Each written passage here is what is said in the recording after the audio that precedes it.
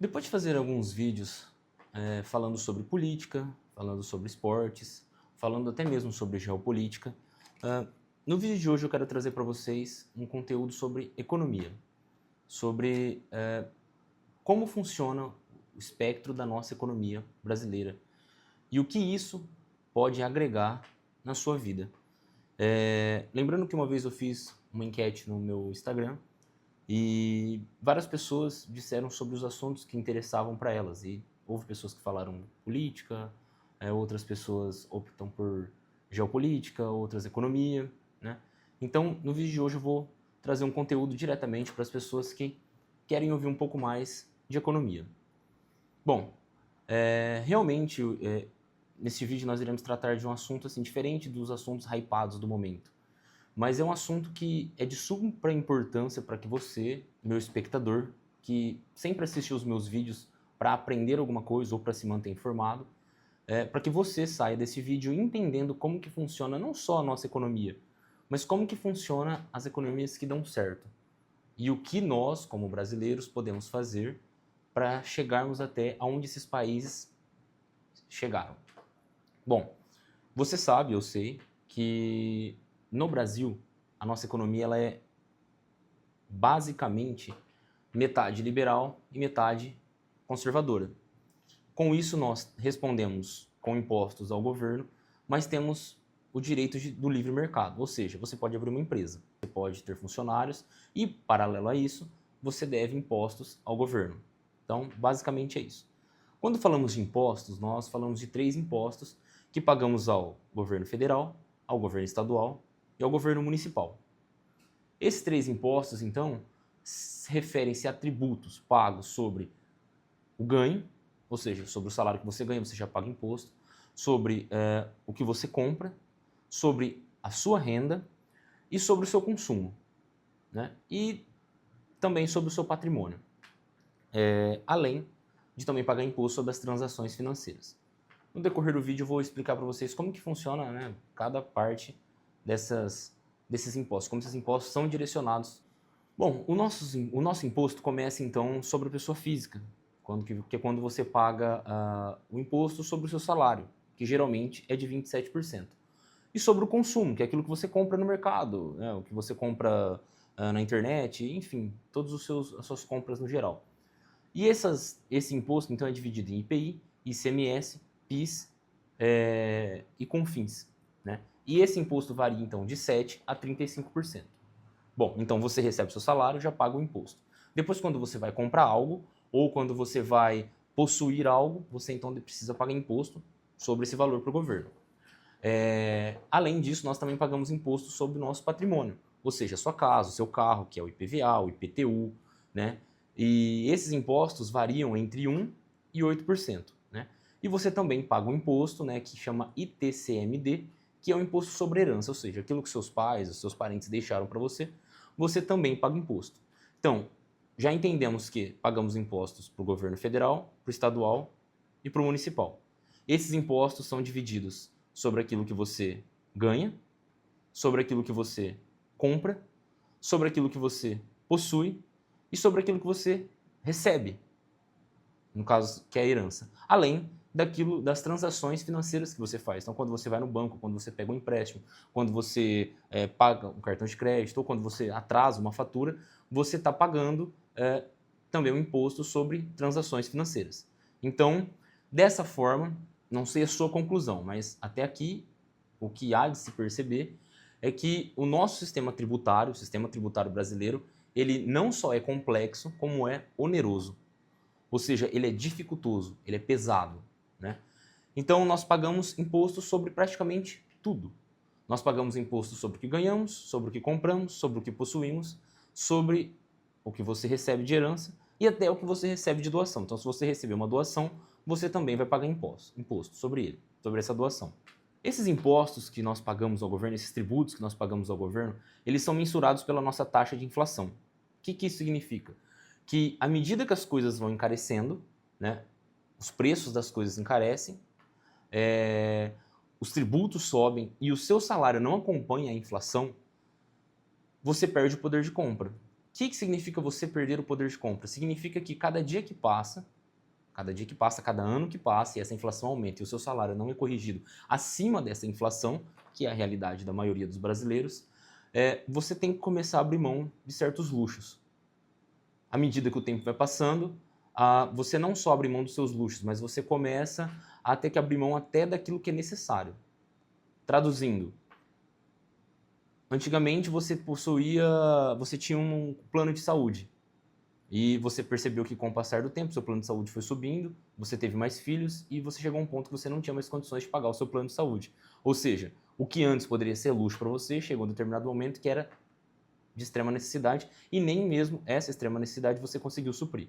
Isso te disser que o fato de nós pagarmos impostos, né, não justifica o fato de sermos um país tão pobre.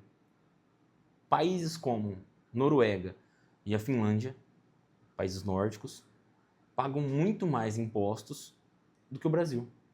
O finlandês, o norueguês, que são modelos de, né, que é um país onde tem que é um modelo de desenvolvimento, pagam muito mais impostos que eu e você. E você consegue imaginar o porquê? Eu vou te explicar. Bom, vamos lá. Enquanto a carga tributária no Brasil ela gira em torno de 33% do PIB interno, na Noruega, gira em torno de 39% e na Finlândia em torno de 41%. Ou seja, se nós pagamos 33% e achamos já que pagamos muito impostos, imagina noruegueses e finlandeses. Só que é aí que a mágica acontece. Lá existe uma alta eficiência quanto à gestão dos recursos, quanto à gestão dos impostos e dos tributos. Então, mesmo que pagam mais impostos e mais tributos, existe menos corrupção. Existindo menos corrupção, existe um maior, então, retorno dos tributos para a população. E de que forma que, então, o norueguês, o finlandês paga um imposto muito caro e recebe isso de volta? Da forma como nós gostaríamos de receber. A educação pública lá é de excelência, a saúde de qualidade, a segurança pública maravilhosa. Totalmente contrário do que acontece aqui no Brasil, onde pagamos impostos demasiadamente altos e não vemos o retorno. Então nós pegamos o nosso salário e já pagamos imposto. Nós compramos algo e estamos pagando imposto por aquilo. Compramos uma casa, pagamos imposto. Compramos um carro, pagamos imposto. Vamos fazer uma transação financeira, pagamos imposto. Recebemos doação, recebemos herança, pagamos impostos. Só que qual é o problema disso? Esses recursos, esses tributos que são direcionados ao governo não retornam para nós. Diferente do que acontece nesses dois países, por exemplo, onde, além de não haver corrupção, ainda existe um retorno direcionado, um retorno bem elaborado pelo governo para que essa população receba de volta então o dinheiro que foi investido no governo. Além disso, ainda existe uma maior transparência do serviço público. Hoje nós não sabemos ao certo quanto um funcionário público recebe, quanto pessoas do governo recebem. Até existem portais, porém não são muito claros nem específicos e eles também escondem as bagatelas que são recebidas vez ou outra por fora. Então, com isso, né, esses países eles possuem uma melhor infraestrutura, um melhor gasto do dinheiro público. Então, rodovias, pavimentações, estradas, duplicações, isso funciona maravilhosamente bem sob a égide do governo. Enquanto nós, no Brasil, estamos sendo redirecionados mentalmente a acreditar que o setor terciário pode dominar essas áreas, lá eles confiam plenamente no Estado. E não só confiam plenamente no Estado, como não reclamam de pagar altos impostos. E isso acontece porque eles conseguem enxergar o retorno. A Noruega, por exemplo, ela tem petróleo, tem muito mais petróleo que o Brasil. Só que eles não deixam esse dinheiro do petróleo, esse lucro que eles têm com o petróleo no bolso de meia dúzia de pessoas, como aconteceu no Brasil, como continua acontecendo. Eles possuem um fundo bilionário, onde o dinheiro que não é repartido com a população, que não é direcionado para o bem-estar da população, é guardado nesse lugar. Então esse fundo armazena todo o dinheiro que sobra após ser direcionado para as áreas especiais do país, fazendo com que o país então tenha, além de uma alta qualidade de vida, um alto PIB per capita, altos salários para as pessoas, mas também tem um fundo de reserva. totalmente contrário do que acontece no nosso país. Então, com isso nós chegamos à conclusão desse vídeo. Eu vou parar por aqui e o que falta aos nossos governantes, o que falta ao nosso país, são políticos verdadeiramente compromissados com a causa pública. Políticos que sentam na cadeira da presidência da República, na presidência do Senado, na presidência do STF e que verdadeiramente estão compromissados com os direitos do povo. Que não estão lá para enriquecer e enriquecer as suas famílias de forma ilícita, mas que verdadeiramente estão compromissados com aquilo que pode melhorar a sua e a minha vida. Que pode melhorar a vida da sua família, pode melhorar a vida das pessoas que você ama.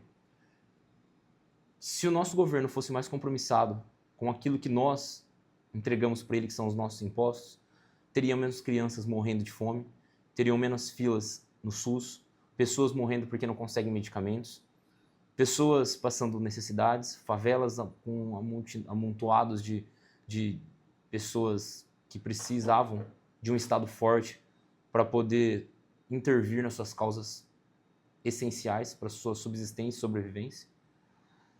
Mas isso não é o que acontece no nosso país. E eu sei que o vídeo de hoje não teve uma mensagem tão engrandecedora para você, mas que fica aqui uma reflexão para que nós possamos compreender não só como funciona a nossa economia, mas que nós comecemos também, como um Estado, como governo, como pessoas, a olhar para aqueles países que deram certo, que fizeram o que era correto, e que possamos copiá-los. Deixando para trás um pouco a América do Norte, deixando para trás a França e alguns países que se assemelham ao nosso, mas copiando países que verdadeiramente deram certo. E que verdadeiramente deram certo com um Estado forte, com um Estado que verdadeiramente está preocupado com o bem-estar da população. E o melhor, o nosso país verdadeiramente só vão ter políticos interessados na causa pública quando nós começarmos a cobrá-los, quando nós brasileiros pararmos de idolatrar políticos e quando os políticos verdadeiramente entrarem para a carreira com menores salários, ganhando menos e não tendo a possibilidade de fazer fortuna. Só assim a gente vai conseguir ter um país mais justo, um país mais igualitário e um país com menos taxa de analfabetismo, de mortalidade infantil e de pessoas passando fome.